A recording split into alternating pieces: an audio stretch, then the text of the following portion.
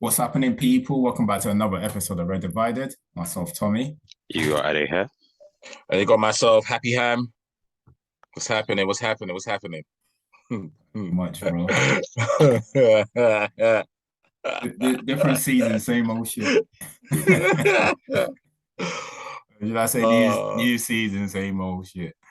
Oh man, where do we even start? Where do we start? Why don't you tell us about the City game you went to yesterday? Oh, you want to start on neutral ground, yeah? Yeah, let's start on neutral ground. What's your first thought on watching Haaland live? Before I get into that, I want to say shout out to everyone that listened. Obviously, to our first episode. Love for the feedback. And to people that's been WhatsApping me, obviously Saturday and Sunday, saying how I can't wait to hear episode 2. So I think everyone looks forward to when one of us loses. That's when we get this. That's when we get the peak of listeners. Like, when we both win, people don't tune in. It's like, nah, it's too much kumbaya going on. But they like it. People love the drama.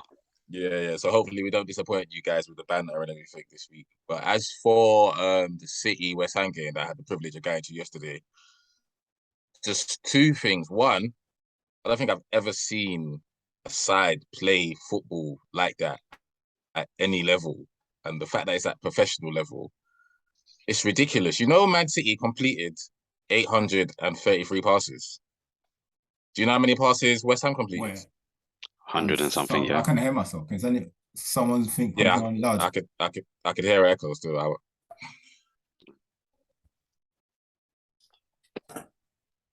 Nah, everyone check their thingy, please. Yeah, mine's off. Yeah, I'm using headset, so it shouldn't do it. Yeah, now go. Just go again. You start again? Yeah, let's just start again. Yeah, because I think the echoes. But it was all right when we started, all right? It just came out. Let me say something again. So let me. Hello. Okay, no, I can't hear nothing. Hello. You can hear from me. No. Yeah, it's fine. Yeah, it's fine. No, I can't hear no. To be honest, it came out of nowhere because it was okay once we started, and then out of nowhere it just came. All right, cool. Let's just start again. What's happening, people? Welcome back to another episode of Red Divided. Myself, Tommy. You got Ade here. You got myself, Happy Ham. It's self-explanatory. I'll change your name to that all season. Well, actually, you never know. No. My shit is week by week. It's week by week. It could go from Happy Ham to Unhappy Ham next week. So it's week by week. Let's see how it goes, man. Are we saying how's the week, boys? Bless. Yeah, good, It's man. been tiring. It's been tiring. It doesn't sound as if we're happy to have the Premier League back. I'm very happy to have the Premier League back. We should be buzzing right now, but all of my energy is drained, man. I'm sorry to all the listeners right now. All my energy is drained, bro. It's different. New season, same old shit, man. I'm tired, bro. Honestly, I'm drained, man. I don't know what to say. This is just game one. 37 Game one. We haven't even played the hardest teams yet, so. Bro, 37 more to go, bro. We had the privilege of having the home game, like the first game of the season, but let's just start somewhere else, man. Let's start neutral ground. Ham, do you want to tell us about your trip to what's that stadium called again? London Stadium. Sorry, London Stadium. Yeah. Oh yeah, so I was at the West Ham City game yesterday, and it was a privilege to see that team live in action. It's just they're an absolute joke, man. Like they're just not, all of us games before. All of us have watched a lot of top players before, but just seeing them live in action and how they keep the football is ridiculous. It's against another Premiership side. And West Ham finished 7th last season. This is a good side that got to the Europa League semi-final or final. West Ham final. Is it final? Final. Yeah. That was in the final. They beat them in the final, right? No, Rangers played. Rangers were in the final. Oh shit! Sorry, Rangers semi. Yeah, sorry, my bad. Yeah, you're right. So the point I'm making is West Ham is not a joke football club. They've under David Moyes, they've done really well, and they give a lot of teams hard games at the London Stadium, i.e. Man City last season when they drew 2-2. So I thought I was going to come and see, a competitive game, first game of the season. City looked a bit leggy at the Community Shield, but boy, was I wrong. From the first minute to the last minute, I don't remember West Ham doing anything of note other than Declan Rice having a half chance at the edge of the box. But the way Man City keep the football, the positions their players take up. Kyle Walker's not a right back. He plays half the game centre mid to give options. And João Cancelo it's a liberty for anyone to call him a fullback. What he does is he starts in that position. That's all it is. They just have to get him into the team. So he just starts there because some of the stuff he was doing yesterday was ridiculous. I was gassed to see KDB and Haaland, didn't it? But KDB didn't have the best of games. But obviously he got the assist. That's KDB all over, innit? He doesn't need to dominate a game 90 minutes. You know when he gets the ball, anything can happen. But seeing Haaland live in the flesh, the boy's the real deal. In terms of the only thing I was looking for was what's his hold up play like, like what's his link play? Because if you want a striker to go to the next level, you can score goals. But like Lewandowski, all round, Harry Kane, all round. Those are like the upper level to like, and Aubameyang's down here. You got Benzema up there with them lot in terms of how they play. And Haaland's probably not there yet, but he's young and can he get there 100%? Because his first touch was good. His link with the players was good. Yeah. And then the runs is devastating.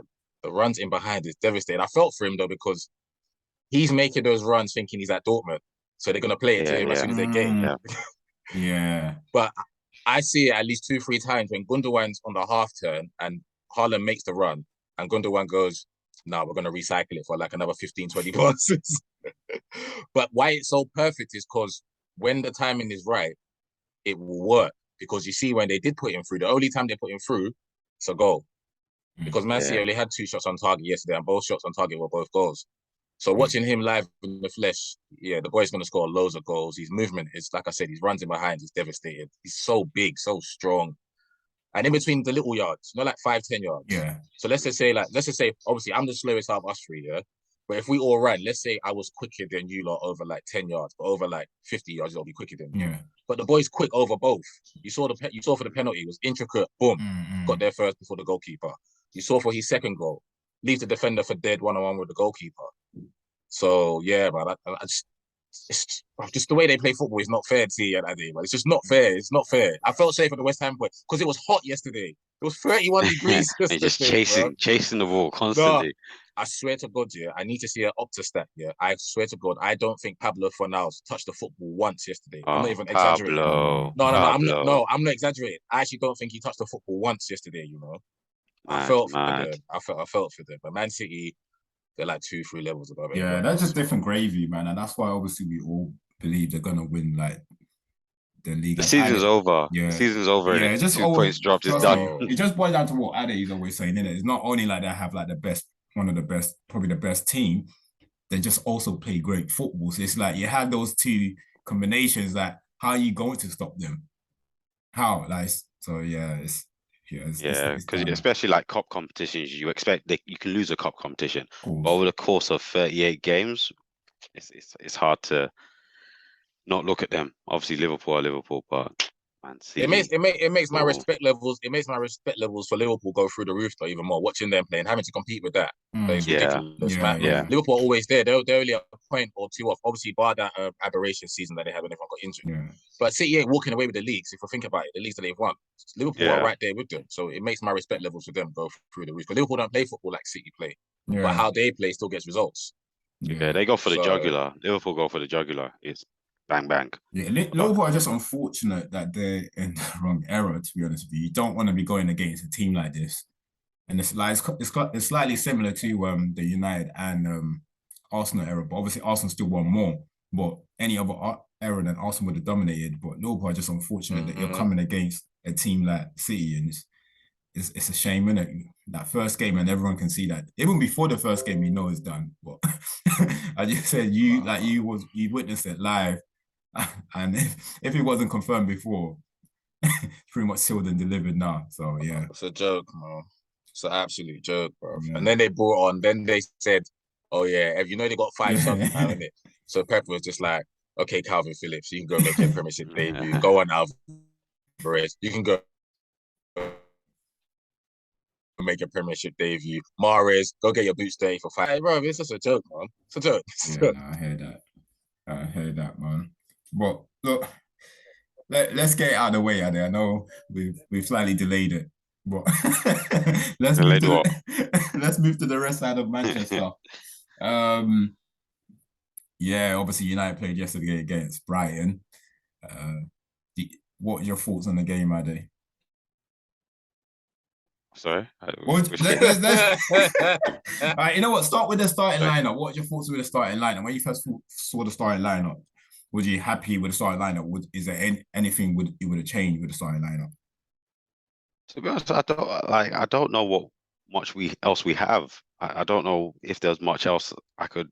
We don't have much else in alternatives. In all honesty, like obviously a big deal was made about Ronaldo not starting, but Ronaldo's Ronaldo. Yes, he's a fit person generally, but there's a difference between being fit and match fitness, right? And if they're saying he's not match fit, then it makes sense that he's not match fit. I'm not going to cause drama about that. Yeah. But ultimately, that's the team we have. Like you look at Arsenal, and you're saying, okay, Saka's not going to start.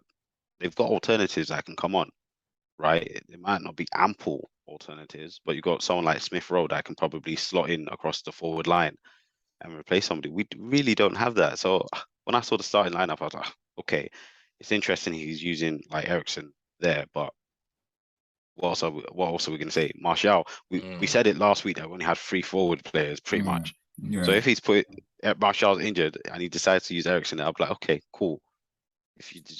There must be a reason why he's a baller. Yeah. We've seen other players, similar players, playing that position. Alternative, what you bring Elanga and then you put Rashford in the middle so he can miss loads of chances and I can abuse him. Yeah.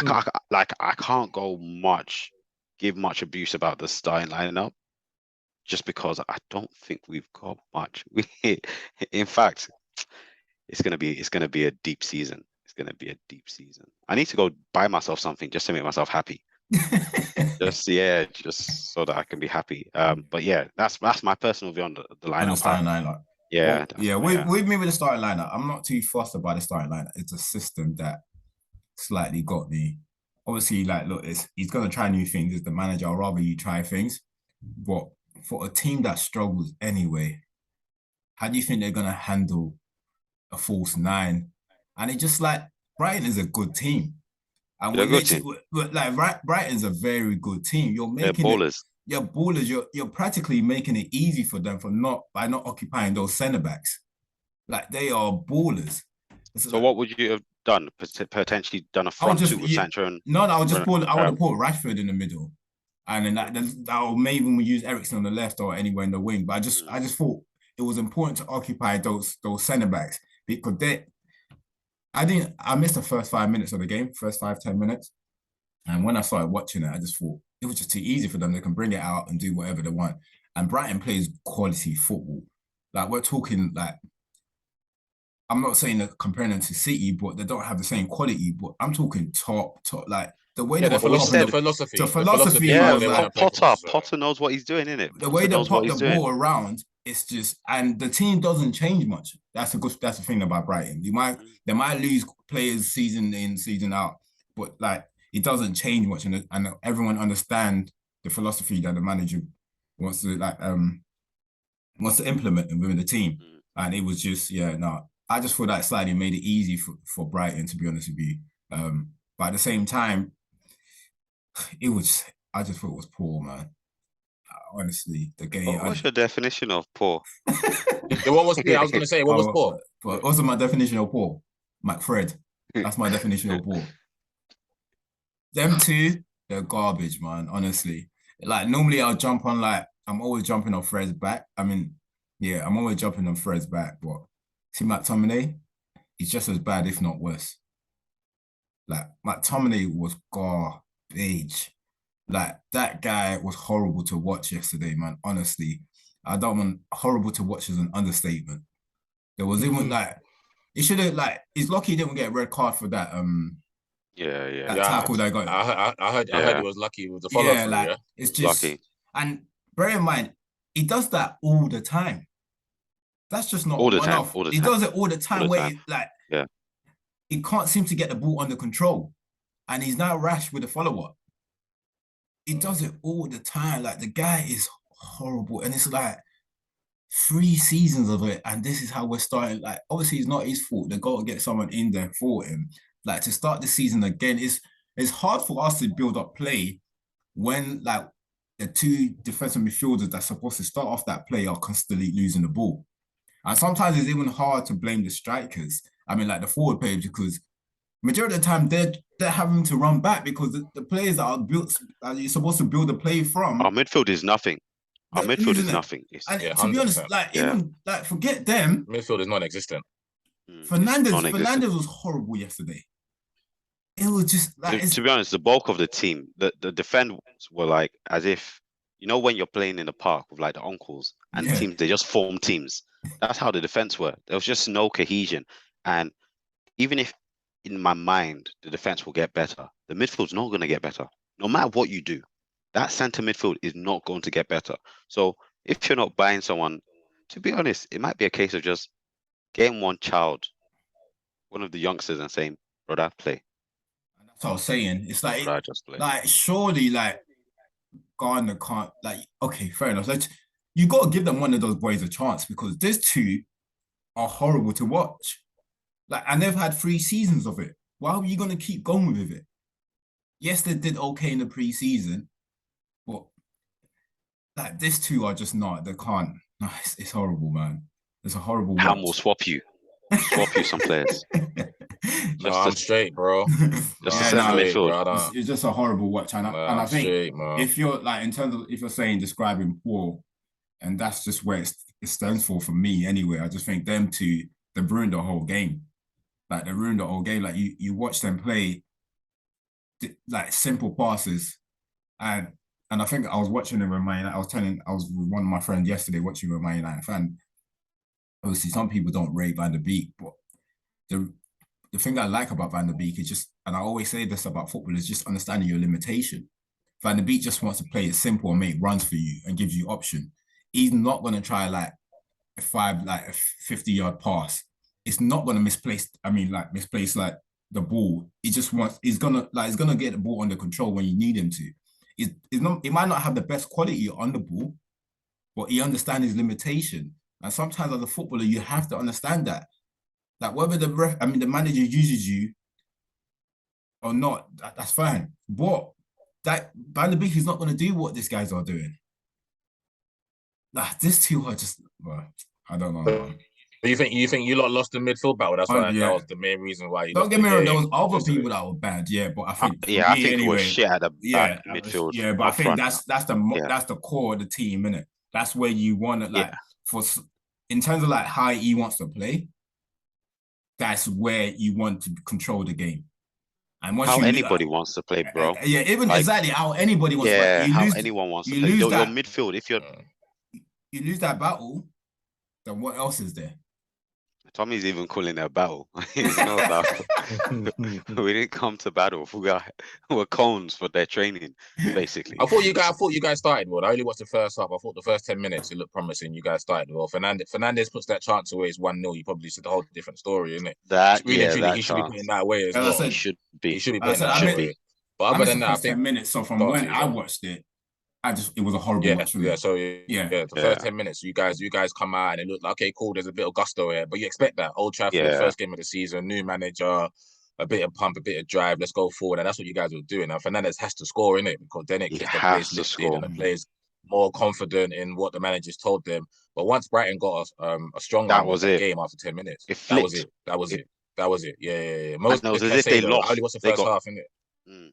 Yeah. It was, and then the goal that they scored where they bopped you from their corner flag all the way, the second goal, that was just Graham Potter football at its finest, because you see what happened with that goal there. It wasn't like it was luck or it was by chance. No, it was bop all the way there, and then Pascal Gross open goal. Pretty similar to his first goal as well. But I didn't see the second half, so I don't know how good United come out. I don't think it could have been any worse than the first half. But from the first half showing, it looked like Brighton were coached by a good coach in Graham Potter. Tommy's always raved on about him, and I know I jumped on the bandwagon. I think Graham Potter is a good coach, especially you can just tell by the way he wants his side to play football, whether the players are there or not, we are still going to play football this way. And if you can't play the way I want you to play, then you're going to sit on the bench and watch it with me. I love saying that because it's fucking true. That's how I want if I'm a fan of a team, I want my manager to be as ruthless as that. You can't do what I'm telling you to do, so come and sit on the bench here and watch what these players can do, innit? And I think that's what Ten Hag's going to have to do because Fred, in his defense, he probably doesn't want to rock the boat. So that's why he left Maguire as captain, left the two in there as midfield. But push goal come to shove in it. Them two can't play. So that's his job. That's his, his job. Yeah, he gets paid by that. So he can't. Or else he's gone. Yeah. And that's your reputation because it is a risk. Coming to United was always going to be a risk. And now your reputation's on the line. So you need to do what you need to do. And I think fans are willing to accept that even if you use those young boys in there and things don't go right, we can take that as fans because you're trying stuff. What we wouldn't accept is the 2 old boys that we've been using for the last 3 years. You continue to use them, bro. Like it won't make sense. It won't make sense to fans. Like I don't mind you trying things. I don't mind you trying like using those young boys and just see how they play. Change something. But if you continue to use McFred, bro, like what's the point of you even taking the job? Yeah. Because what do you do when 2 of your centre midfielders can't keep the ball? What's left? Like literally, what's left? And then you've got Fernandes up front. That's highly likely to lose the ball anyway. You get me? You get me? Just because those 2 will lose the ball because they just can't keep it. Then Fernandes will likely make a silly pass. And the worst thing about it becomes a bit difficult. It was now like, don't get me wrong, I think if you had to pick our best player yesterday, then it would have probably been Eriksen. But at times, it's as if they was rubbing off on him. It was just out of character for Eriksen, some of the stuff he was doing. And sometimes, but that's life, though. That's life. You rub off on people. Like it was just as if they're rubbing off on him, and the moments of quality was from him. Bad players will make you look bad, though. It's standard. We all play football with our mates, and bad players will make you look bad. Like someone like me, my whole game is prefaced off pass and move, innit? You lot watch me for years. I don't beat nobody. Every now and then I might, but my game is prefaced off pass and move. So if I pass to someone that's a good footballer, they're gonna give me a good option off the ball, innit? Their body shape's gonna be right. If I'm playing, so when I pass to them, I'll give them the same pass as I give someone who's not as good. He's gonna make me look bad. Because he's got bad body shape, bad position. He don't receive the ball on his back foot. He receives the ball on his front foot, so he's just going to look bad and whatnot. So that's why someone like Eriksen has to be surrounded by midfielders that are going to give him good options off the ball and on the ball. So he's always got a pass because Eriksen's a really, really good footballer, highly functional. But then it asks the question why he will look like the shit. Yeah, because I think there was a game that I played against HSBC a little while ago. I made this mad ball, absolutely mad. I can't even describe it. Mad, cut like knife through butter, and the striker's made the run and finished it off. But if that striker doesn't make the ball run, I look like a dickhead. Yeah, 100%. Yeah, I look like 100%. A dickhead for making that pass. But now I'm starting to think about it. Why wouldn't you put Eriksen further back and Fernandes as a false 9? In the second half, when he did do that, that's when we did get a bit more control. Yeah. But I think at that time, the game, I told my friend, I'll be honest with you, Brighton are so shrewd now that I knew they were just going to manage the game. You know what I mean? As if despite us the old noise and sense of pressure sometimes, I knew Brighton. I just never saw us coming back. All of our grind. Yeah. The only point I thought we was going to come back, I thought you scored that idiot Rashford. Sorry, I don't want to call him an idiot anyway. Rashford, you scored that goal, then the crowd goes mad. You know, I heard he missed a couple of sitters. Was it sitters or did he just miss? I don't care what anyone's telling me, bro. Like, I don't care what people are saying is a great save, bro. Rashford has done it far too many times for me to say it's a great save. Do you get what I mean? It wasn't a full-on sitter.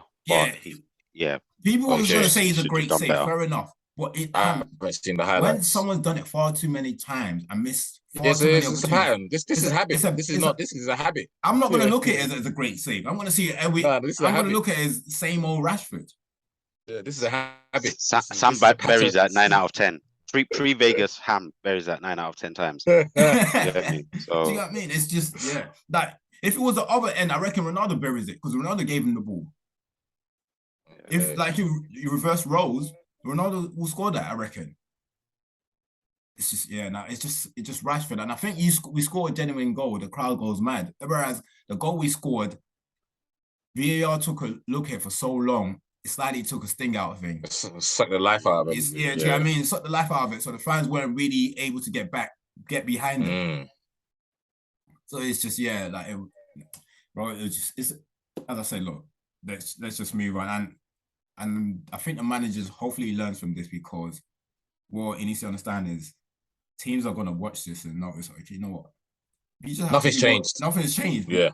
We need to make sure when this what are their names, McFred, whatever name they are, gets on the ball, apply pressure, they're obviously gonna get shaken up and lose the ball. That's all teams have to do. Do you know what I mean?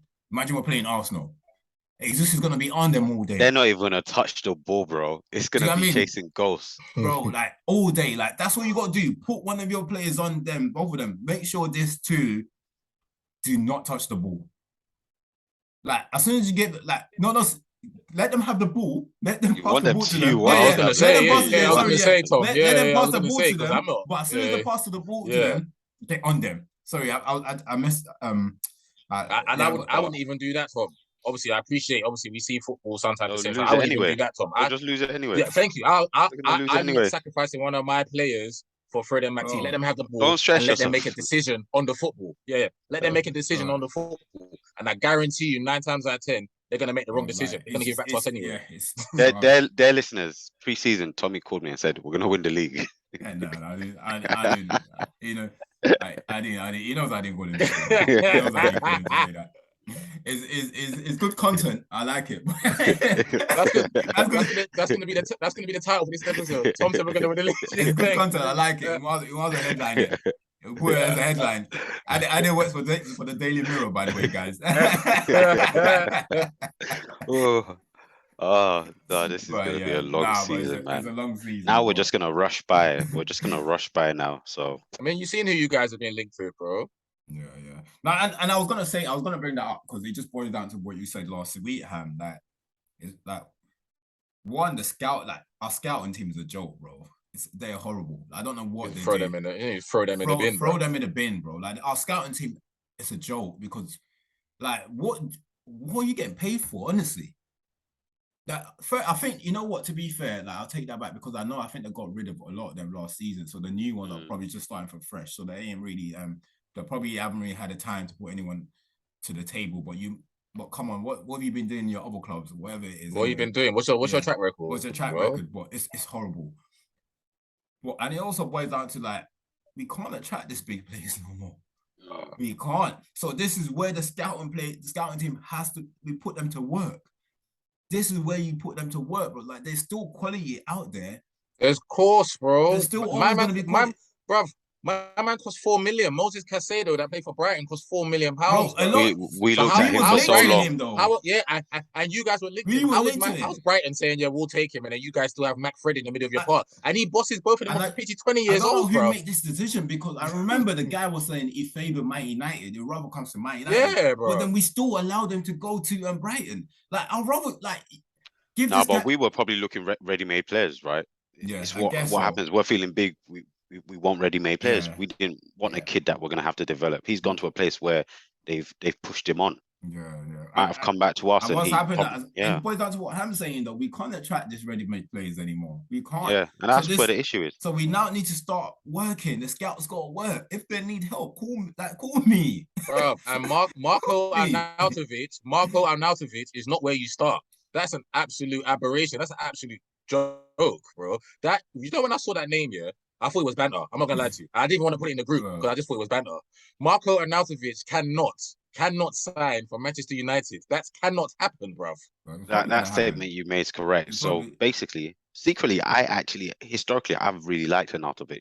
Like he's a type of player that he's hardworking, but I don't want it for United. I've never wanted it for United. Yeah, he's like Craig Bellamy.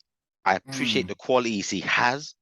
But he's not that tier of player. But I appreciate the qualities he has. So when I saw it, I sort of looked at it and I was like, why are you guys doing this to me? Like I literally thought, you guys want my life to be miserable. You want people to be cussing me when all I'm doing here is sitting down eating panda jam. Literally. Oh man, bro. I thought it was banter, and then I saw that Bologna have rejected a bid. But like, listen to the team. This is ridiculous. This is ridiculous. So my man started to reach like end days. He's at Bologna. Not that he's 22 and he's at Bologna. But my man's 33 he's years 33 old, and Bologna are saying no, bro. Nah. What's going on? What's going on? You man done that with Falcao. You've done that with Cavani. You've done that with Igalo. None of them got you anywhere. What? Who in that department said, I got an idea, Marco Arnautovic. He knows the Premier League. He plays for West Ham. That's not in keeping with what your manager said to me 2 weeks ago when he said, Man United, you're going to get players, blah, blah, blah, blah, blah, blah, blah, blah. Well, maybe the manager told him that. That don't make no sense. That don't make no sense. Because the reality of it, maybe the manager told him to get him. Because that's why I didn't say anything about the scouting team, because I don't know if the managers told him to go and get him. Yeah, to be fair, I won't be surprised. We say no, but we don't know. He might say this person fits into the system I want, or he fits in as a sub in the system I want. We don't know, so I can't really say much. And Arnautovic, it's hot, bro. The heat might be getting to this guy's head. He don't have hell in his head, so you don't know. No, Adrian Rabiot it's not bad. It's not great. It's not bad. I'll take it. It's just better quality than what we got. Just better. It's an improvement. Tom, it's an improvement. Thank you, Tom. So that should be. You see, Adrian Rabiot signing you. That's the level. We're not going below that. That should be the level, because he's not great. He's not a Frankie De Jong. He's. I think he's 27 now. He's already more ahead of him. All them men ahead of him. So he's a decent player. He'll replace one of those guys. Yeah. The level can't go beyond that. And we say now of it as well. That can't happen. They might as well play Langa. Garnacho is on the. Why? What's Arnautovic coming to do? Bro. I can't see this happen. Bro. Play the youngsters. Might as well play the youngsters. But this is the life we have to look forward to. Like, it's gonna be a long season. It's gonna be a long season. It's a long season for us, man. So yeah. Till he gets that, but bro, anything else on United, man? Let's move on. I'm sick and tired. Next game, Brighton. So not Brighton. So you got Brentford away. I'm so traumatized by Brighton. I'm still saying Brighton. we got Brentford. So yeah, we'll see how. Real quick though. Two things. What do you think of Martinez's debut? Quickly, just a couple words. What do you think of his debut? Go on, I didn't think amazing, but I think it's because of the back four. I think he's a competent player, but I think in that back four, how they performed at times, no one's gonna look good. No one's gonna look good. Okay. I'm pretty much the same as that. I just don't think it's an ideal start for him. And the players he's playing with, they went disarray. They went disarray yesterday. All over the gap. The fullbacks were not helping them. The fullbacks, Darlow. Asleep at times, Luke Shaw. I don't even need to explain that. It's evident from the goals. But it wasn't ideal for him. But I can see the quality in him though. I can definitely especially his left foot. So his left foot. But then obviously you can see there's still he's a bit rash too, because that penalty. 100% penalty. That was gonna be my next point. 100%. 100%. I don't. This higher threshold thing that they're saying. Bro, if I was a foul, what's this higher threshold thing? I'm confused. No, very confused. So that was going to be the second thing I was going to ask you, if you guys thought it was a penalty. That's a pen. That's ridiculous, man. The guy, I don't know what he was thinking. But he's going to take time. He's going to realistically. Even Koulibaly said. Even Koulibaly said, "You guys bear with me. Like this is a Premier League. It's very different. It's going to take me time to adjust." Which I'm definitely willing to give him time, man. I'm not just going to jump on the guy. Bro, as long as. I was gonna say, as long as he's not Marcos Rojo, then we're all right, man. Yeah. As long as because they're both Argentinian, isn't it? Yeah. No, let's move on to your boys, Ham. Obviously, first game of the season. That was the first game of the new season.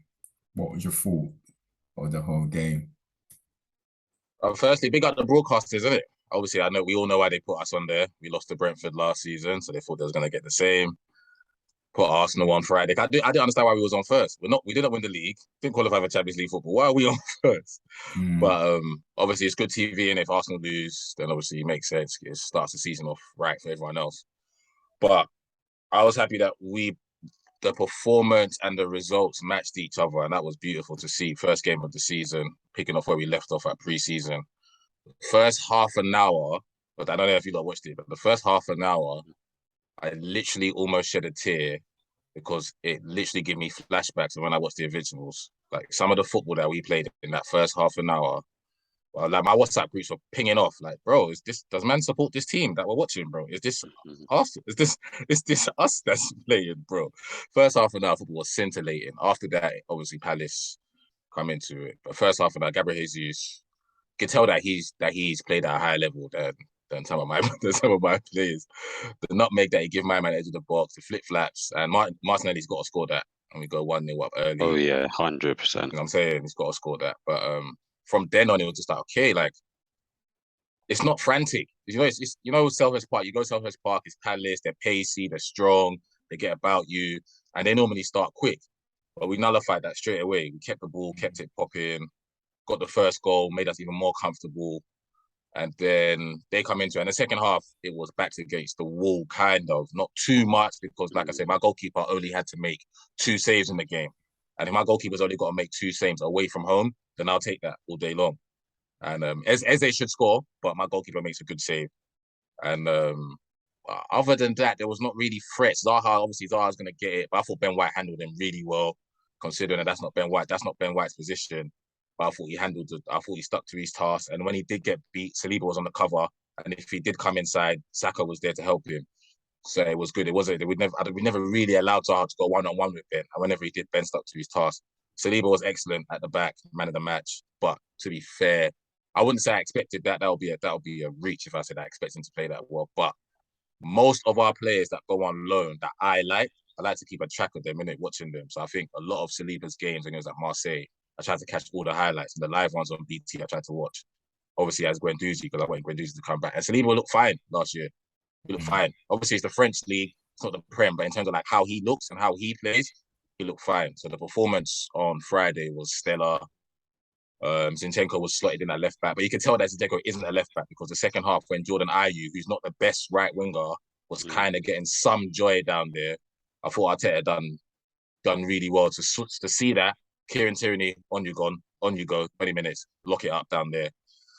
And that's what you want as an Arsenal fan. We're going to replace someone, let the quality that's coming on be as good or just a little bit below, but don't let the levels drop too low.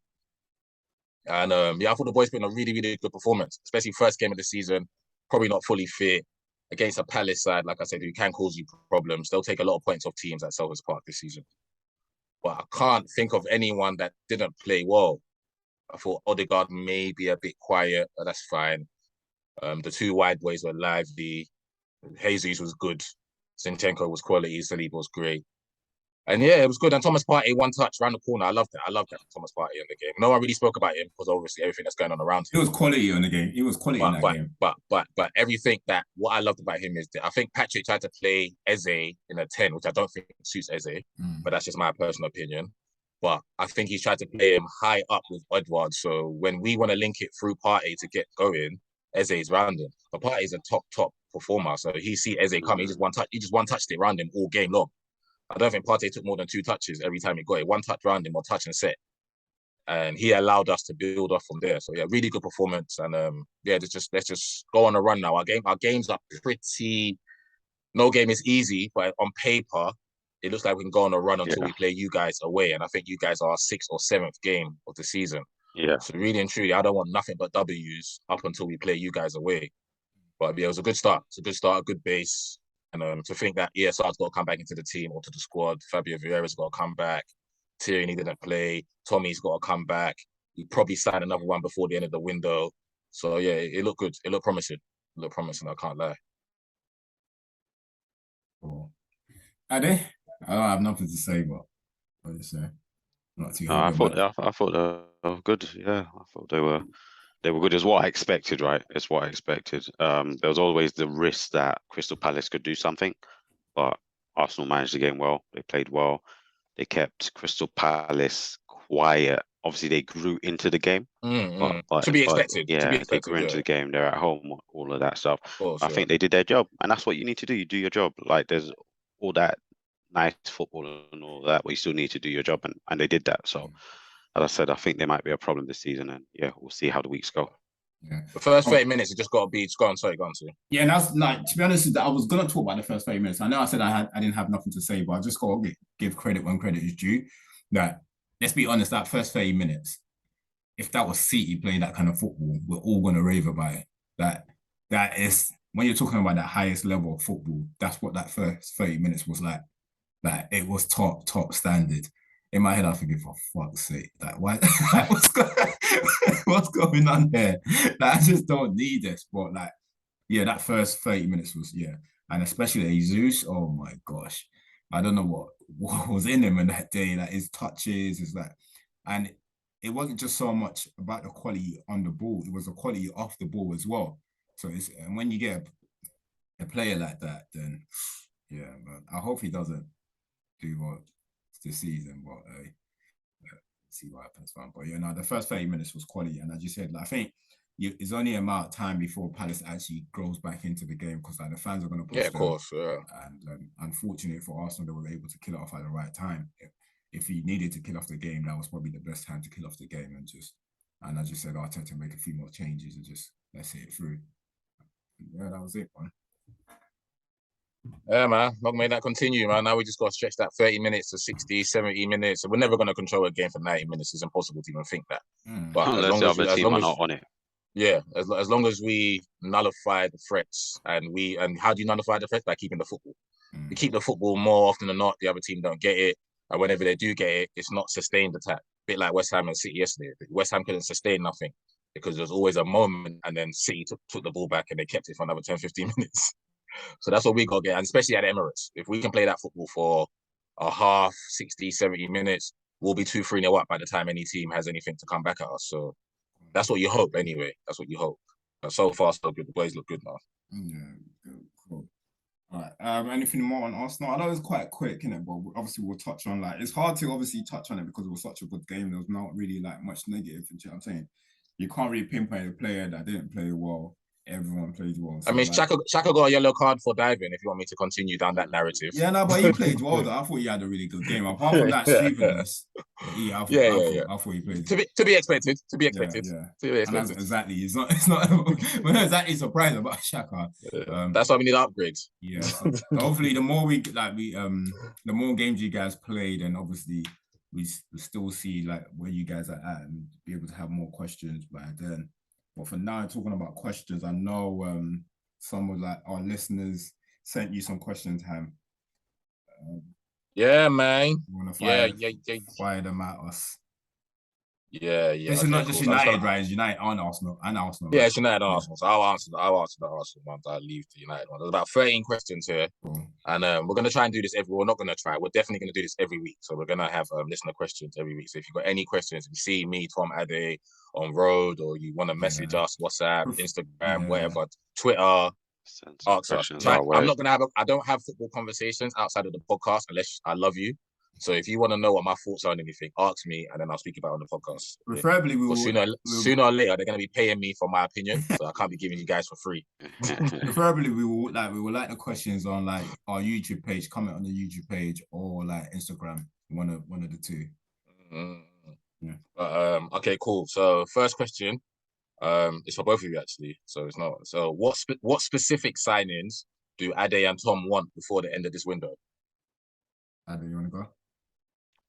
So obviously, I think last week when we touched on it, I think my priority was it 2 forwards?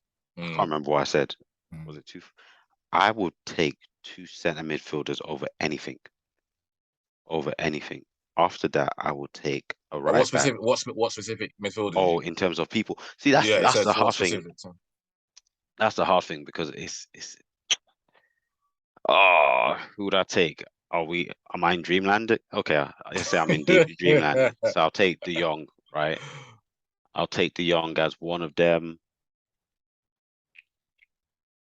Who am I taking as the other? I'll take Mason Mount. Okay, well there you go, listener. There you go. I didn't want Mason Mount and De Jong. Tom, quickly. I'll go with the same thing. I'll either take 2 centre midfielder. If not, I'll go with 1 centre midfielder and 1 strike, forward. Don't matter where to play. So as you said, I'll take De Jong as well, or I'll take in terms of the forward players. I don't mind. I'll take. I know there's rumors of Sané. I don't know how far true that is. I'll take Sané. I'll take that Anthony boy from Ajax, and yeah. We're in dreamland right now, basically. Yeah. So if you're asking me, well, those are the players I would take. Yeah. I don't think those are too far off though in terms of what you can attain, but we'll see. We'll see what you guys do. As long as it's better than Arnautovic, then you're okay. You know what? I didn't even want to say De Jong because I know somebody's gonna come back and use that to mock me. 100%, 100%. But we move. Okay, second question. Should Arsenal still strengthen in this window? 100%. Like I said, obviously I need to look at the camera. We need to upgrade on Xhaka, so everyone knows how I feel about that. Xhaka can become a squad player. I don't mind that, but we have to upgrade on that. So hopefully we do get Tielemans in. If we don't get Tielemans, obviously I wanted Fabian Ruiz, but I think he's gonna go PSG now. So probably not gonna get him. I know we're linked with two others, Milinkovic-Savic and Paqueta. I'd probably lean more to Milinkovic-Savic because I've probably seen more of him. I watch more of the Italian league. So definitely a centre mid, if I'm being deadly honest. And a right back, I'm never going to stop screaming about right back until I get one that I really like. I like Tommy, I don't love him, so I'd want a right back. But yeah, that's where I think we could strengthen. Could we get another wide player because Marquinhos looks like we're going to loan him or we're going to put him in the development team. So I would want another wide player. If Martinelli comes off or Pepe or Saka comes off, who comes on for them? So Moussa Diaby would be great. Like Tom said, Leroy Sané would be great. But yeah, so we can still strengthen. Marquinhos against United on the 20. Yeah. Apparently he looked good. But I don't know if Arteta is going to keep him or loan him or development team. But yeah. And on the wide places, we're not really stocked for talent there. We've got Pepe, and then the level drops to Reece, and Reece is not good enough for us. Third question. That's another Arsenal one. Is Ham happy about Odegaard being made captain? Pretty simple. Yes, I am.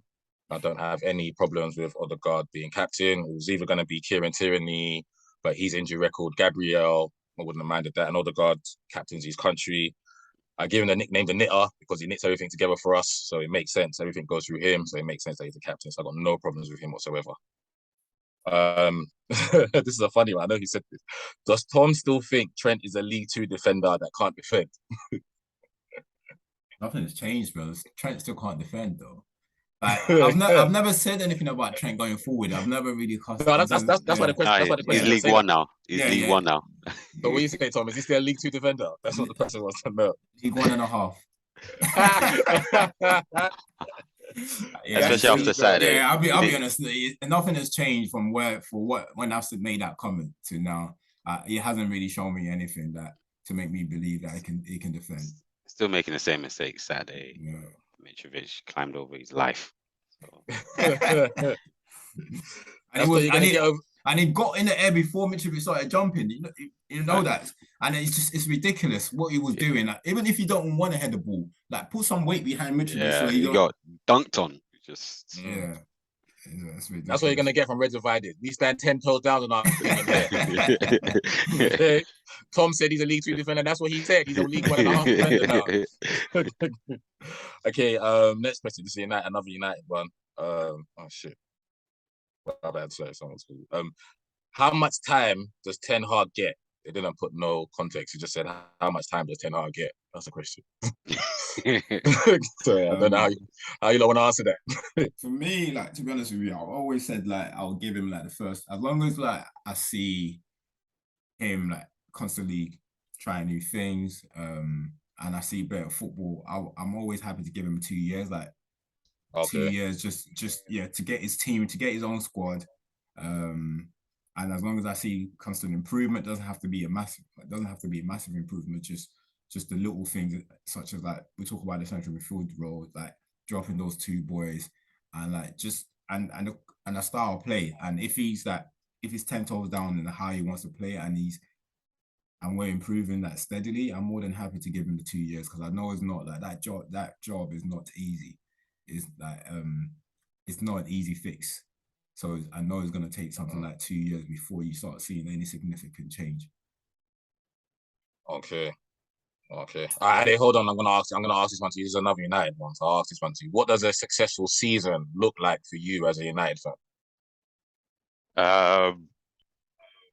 Successful season for me is probably finishing top 6. Our footballing style improving so that we're competitive in all these games against the bigger teams. So we shouldn't be losing 4-5-0. It just shouldn't be happening. And even like goals conceded, if we can concede less than 40 goals, 35 goals, I'll be happy, because that's moving in the right direction. So main thing for me now is progress. That's what we need. Like, I'm not going to come and say we should finish second, all of that stuff. I need to see overall progress. Like with Arsenal, you could see the movements on the pitch. That the direction you're moving in. You may not finish fourth, but you could see the progress. And it was, okay, we see the progress, and there are going to be a few more blocks added that are going to help us get to the next level. So, yeah, see progress in terms of like how we're playing the game, possession, and the goals that we're conceding. Yeah, hopefully, I don't even need to win nothing. Honestly, I don't need to. I'm not. Yeah. So top six progression and a style of play. Yeah. And that success. Okay, cool. Okay, next one is to me. How many league goals does Jesus get? I'm gonna say stays fit. Obviously, this has to be with him staying fit. Then Jesus gets nothing less than 16, 17 league goals for us. Nothing less than 16 or 17 if he stays fit. I'd love him to get more, but I know the Premier League, I don't know what's happening to the strikers' legs. They're only getting like 20, 21, 22 in recent years. So I don't think he's going to be top goal scorer, not with Haaland and Kane in the league and Son and Salah. And so if I'm going to say he's going to be fifth top goal scorer, he's not on pens as well. Sorry, that changes everything. Not being and he's not on pens. Saka. He'll only get on pens if Saka misses one or two, and then he'll probably go second. So, but hopefully Saka never misses a pen. Yeah. But yeah, so I'm gonna say around the 16, 17, like high teens for that. And then lovely. I love my mate for this question. How many league goals does Martial score? That's if he plays. Yeah. Because he's already shown us he's gonna get injured. So I reckon if he's fit, and this is if he's fit, between 8 and 12. 8 and 12. Yeah. 12 ain't bad for Martial. Yeah. I was actually going to say 10 if he plays. Then I was going to say 10. Yeah. What's the most he's got for you guys, though? This is his 7th, 8th season with you guys. What's the most he's got? By 11? Must be by 11, isn't it? I know in total. No. That season, when the COVID time, when he banged the we got like 21 that season in all competitions. Had like 21, 22. I can't remember how many were in the Premier League, but but I'll say 8 to 12. Yeah, 8 to 12. 8 to 12. I'm Tom saying 10. Okay. Okay, another one for me. Okay, similar to the first one. How many signings till Arsenal can challenge for the title? I had this conversation with my boy, and I kept it pretty simple. The logic was simple. I think we need 6. I think 6 signings. Let's just say City and Liverpool stay the same, though. They don't improve. They keep improving. We can't match them with it. But I'm saying to catch them now would probably, for me, 6 signings. And those 6 signings would be a centre half to replace Rob, so we get a 4th choice centre half that's on par.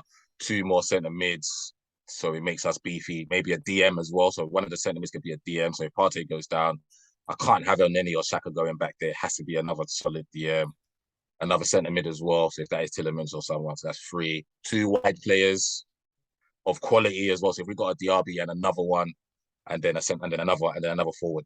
So yeah, 6 signings for me to say, plus what we've got now to say, can we go for the title in a year or 2's time, providing the other 2 don't strengthen. If they keep strengthening, it's not But yeah, I'd say to add to my current squad, 6 signings. Yeah, 6 signings, and I think we can mount a title challenge. This is gonna be with you lot, straightforward. With your current squad signings as of now, what's your best 11?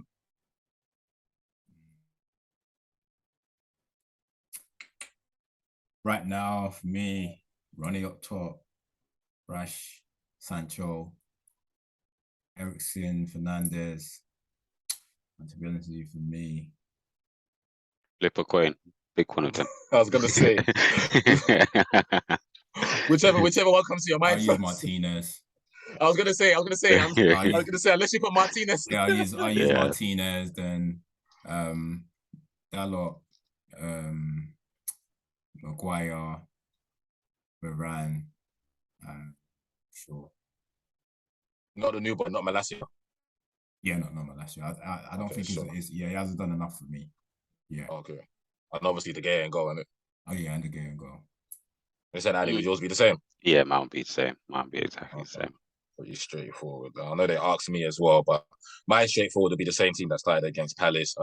If I could put Xhaka on the bench and put myself there, then I'll do that. That'll be our best 11.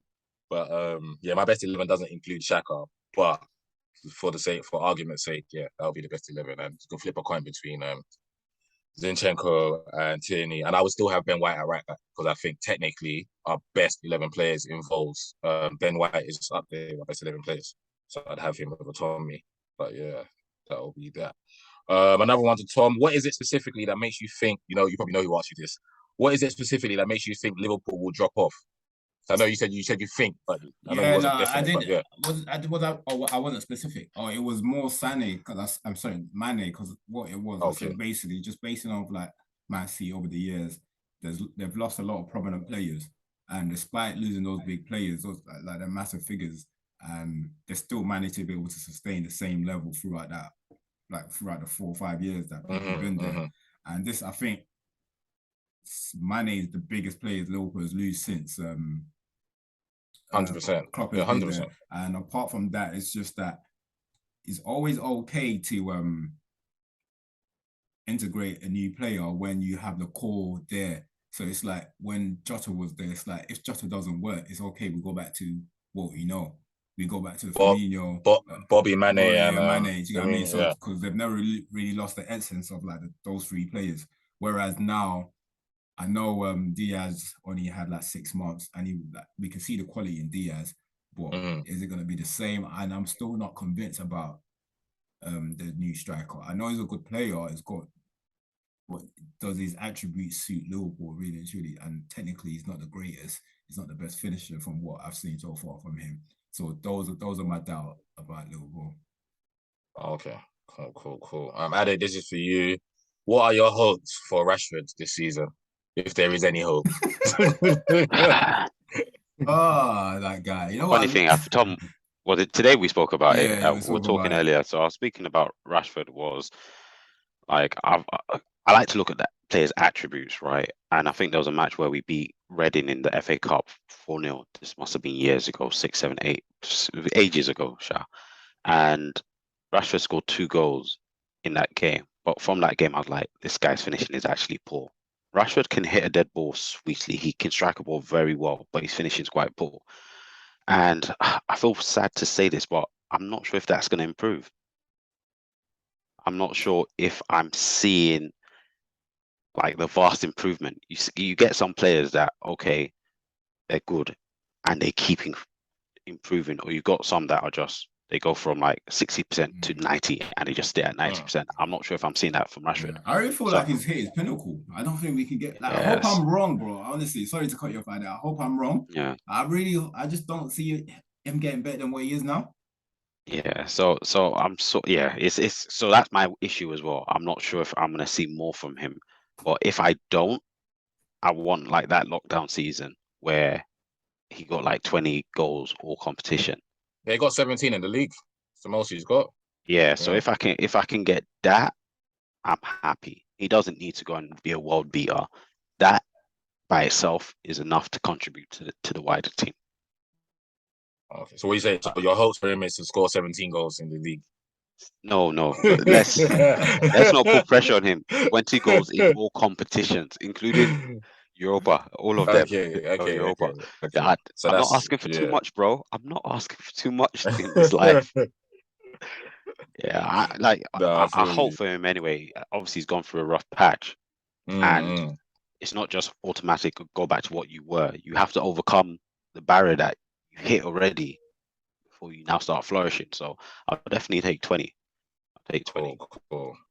And the last question is for me: is Ham still trusting the process? One, I have no other choice. This is the team I support. I have to trust whatever they give me, whether the process is good, bad, or indifferent. This is the team I support.